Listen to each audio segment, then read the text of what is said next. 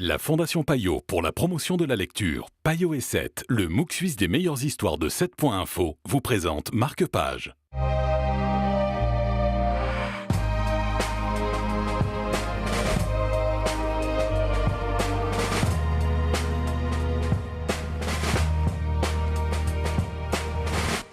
Bonjour à tous et bienvenue dans Marque-Page. Le roman d'aujourd'hui s'intitule Chien-loup. C'est l'œuvre de Serge Joncour et on va en parler avec Stéphanie Roch de Payot Libraire. Bonjour Stéphanie. Bonjour Stéphane. Alors ça, c'est l'histoire d'un couple qui s'apprête à passer un été un petit peu particulier. Oui, ce sont deux Parisiens, Franck et Lise, qui ont décidé de louer une maison un peu hors de toute connexion, surtout isolée.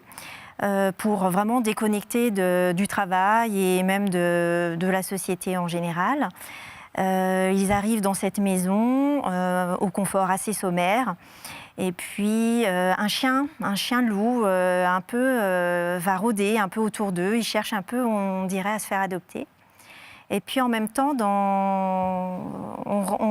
Serge Joncour nous fait voyager en arrière. On retourne en 1914 dans cette même maison, où cette maison a servi de refuge à un dompteur allemand qui, pour échapper à la guerre et puis pour sauver ses animaux, décide de rester dans cette maison.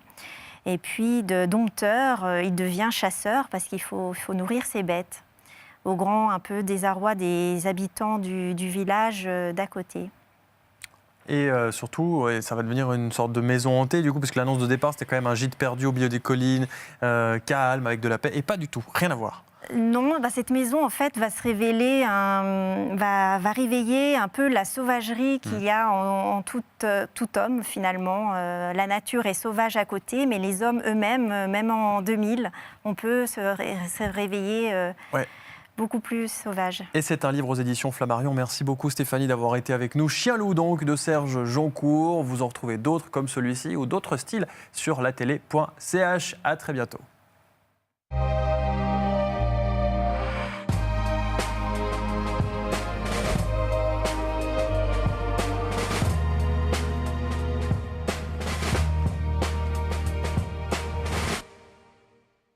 La Fondation Payot pour la promotion de la lecture, Payot et 7, le MOOC suisse des meilleures histoires de 7.info, vous ont présenté Marque-Page.